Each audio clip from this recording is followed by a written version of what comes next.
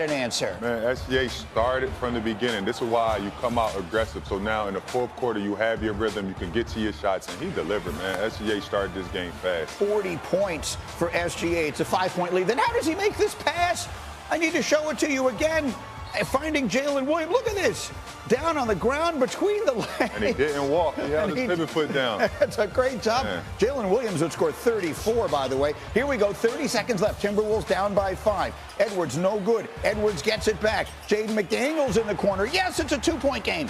3.5 seconds left. Timberwolves down by 3. Edwards at the line. He would make the first. He needs to miss the second on purpose. Again, 3.5 seconds left. Where are we going to go? We got to fight for the ball. We're going to throw it away, but hold everything. A fan's going to catch it. And look at the time on the clock. When the fan catches the ball, there is still time remaining. So the T-Wolves have a last opportunity, but that doesn't go anywhere. Julius Randle throws it up. The Thunder come away with it, and OKC hangs on for the critical Game 4 win, 128-126. And as I opened the show with these words, it was a tale of two stars. SGA, 40 points, a near triple-double, led or co-led both teams in points and rebounds and assists, while the Ant-Man had just 16, his second fewest in a game this postseason, his fewest in a loss. Here he was after the game.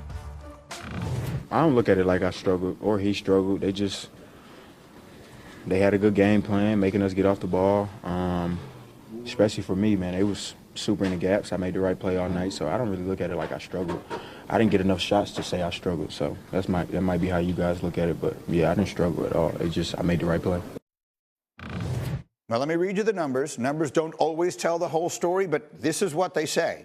Anthony Edwards last night with his team at home and the season to some degree on the line. He took 13 shots, 5 of 13, 1 of 7 from 3, 6 assists, 5 turnovers, a total of 16 points. So there is going to be criticism today. I will get Windy in a moment, but let me say, Markeith, is the criticism of Ant Edwards today legitimate? I think so. Well, I know so. Coming out the way he came out in the first half in the Western Conference Finals game, a must-win game, that's unacceptable. 2 shots in the first half. One came with 34 seconds left in the first quarter. The second shot, the second made basket didn't come until 10 minutes left in the third quarter. That's unacceptable, especially when you look at how SGA came out. Exactly, and to piggyback off that, it's a rhythm thing. Greeny, like it's a rhythm thing. It's not always about misses or makes. It's a rhythm thing. It's getting them up, filling the ball, seeing what spots you can get to. Even if you got the raise over 2 guys, you should do that. So in the fourth quarter, going into the second half, you have that rhythm, you have that balance on the floor. It's well put. So, Windman, you were there in the building. You know what the headlines are going to be today. Ant-Man, a no-show with his team's season on the line, or for the most part, it certainly felt that way. What did you see? I don't think that's a fair way to look at this game. The Wolves scored 126 points. They shot 51% as a team. They shot 43% on three-pointers. Offensively, they were terrific. It was absolutely a winning performance offensively. Ant was doing what the Wolves had educated him to do. When he gets into a double team, they want him to move the ball. He was double teamed on 100% of his drives. Every time he took the ball in, they doubled him. The ball moved. The reason the Wolves lost the game was they turned the ball over 22 times. And if you want to say that he had 5 of them, and by the way, Julius Randle had 5, and say that he struggled with that, absolutely. 22 turnovers, 19 offensive rebounds. At one point in this game, Greeny, the Thunder had 23 more shots. Now, I know that that's not the exciting stat, that it's easier to point to Ant's 16 points. I'm going to point out in the last round, Jokic had a game where he had 14 shots, but the Nuggets won. Nobody was complaining after that. It was definitely not a good game by Ant, but definitely does not deserve blame for playing correct offensive basketball. Julius Randle last night also had just a non-factor, 1 of 7, 0 of 3 from 3, a final total of 5 points for him.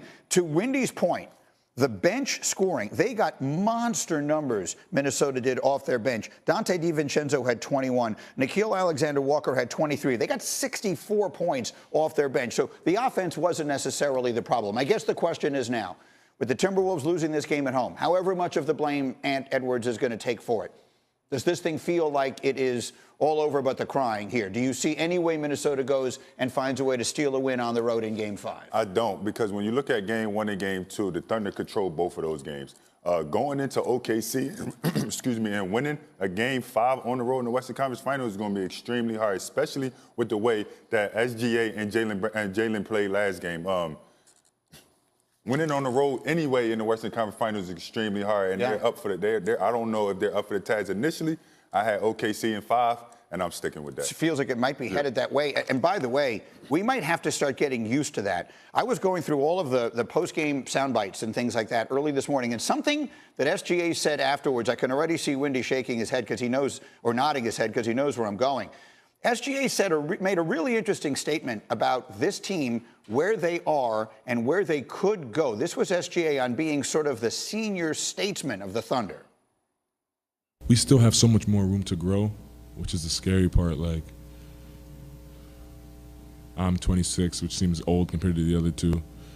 But yeah, they're 23 and 24. They haven't even hit close to their prime yet. Like, both of them are just out there playing off a feel and their talent. And, like, I'm excited for the future. So let's make sure it's clear what he's saying. He is 26 years old. Jalen Williams and Chet Holmgren are 24 and 23. Last night, the big three combined for 95 points. There was someone, I forget who it was, it was me, who did an essay on TV last week saying that the era of super teams in the NBA is over. The only way that you can create a super team now is to home grow one. Maybe organically, the Thunder might just have that. They are so young. Those three guys are so good. Could we be seeing the beginning of something dynastic here with this OKC team? Greeny, you said an important part in that, homegrown, right? The last dynasty, the last team that was really good, that was controlling the league, the Golden State Warriors. Drafted Steph Curry, drafted Draymond Green, drafted Klay Thompson. Yes. Homegrown, the system fit, right? The thing I see about OKC, that I love, and I talked about this about teams, their system. They have a really good system that benefits all three of their big three, right? Like Chet Holmgren can spread the floor, Jalen Williams can play in his mid-range, SGA is the catalyst, like he's the captain. I'm bought into the system and how these guys are bought into it, and that's what I feel like makes them a budding dynasty. Yeah, Windy, I mean, the question on the screen, are the Thunder a super team in the making? I know they still have to win 5 more games to win this championship, but when you consider the age of these guys, what do you think?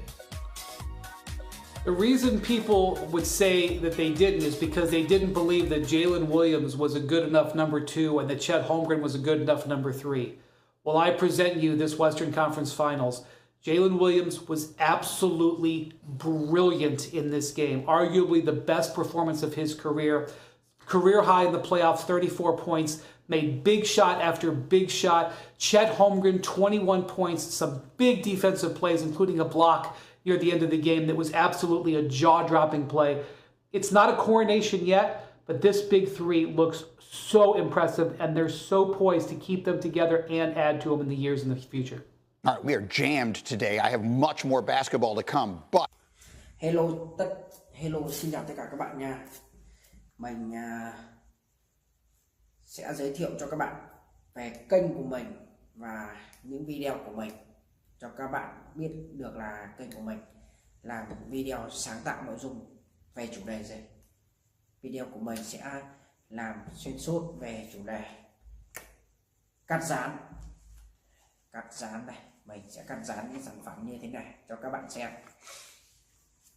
Còn đây là những sản phẩm mình đã hoàn thiện rồi. Sẽ giới thiệu sơ qua cho các bạn xem những sản phẩm của mình và cách của mình tạo ra những sản phẩm như thế nào.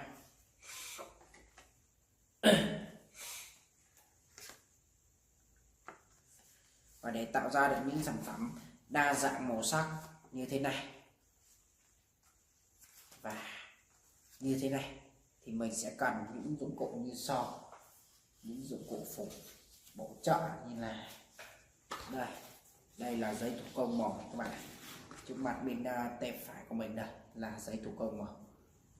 Nó có đa dạng những màu sắc để tạo ra những sản phẩm tuyệt đẹp cho các bạn xem. Đấy.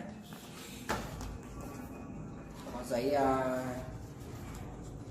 giấy màu xanh dương này, giấy màu cam này các bạn này, giấy màu đỏ này, giấy màu vàng này, còn đây là giấy màu xanh lá cây. Đấy.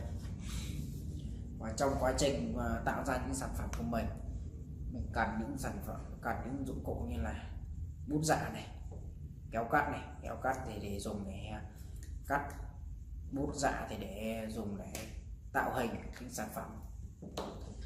Còn đây là hồ dán các bạn ạ.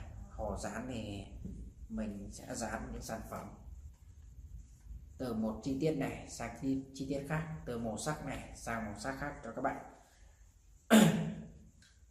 Còn đây sau của mình đây là chiếc chân kẹp điện thoại, chân kẹp điện thoại thì phải có điện thoại. Còn đây là đèn hỗ trợ ánh sáng của mình các bạn ạ. Đèn hỗ trợ ánh sáng để giúp cho video của mình sáng hơn, để cho các bạn xem đẹp hơn.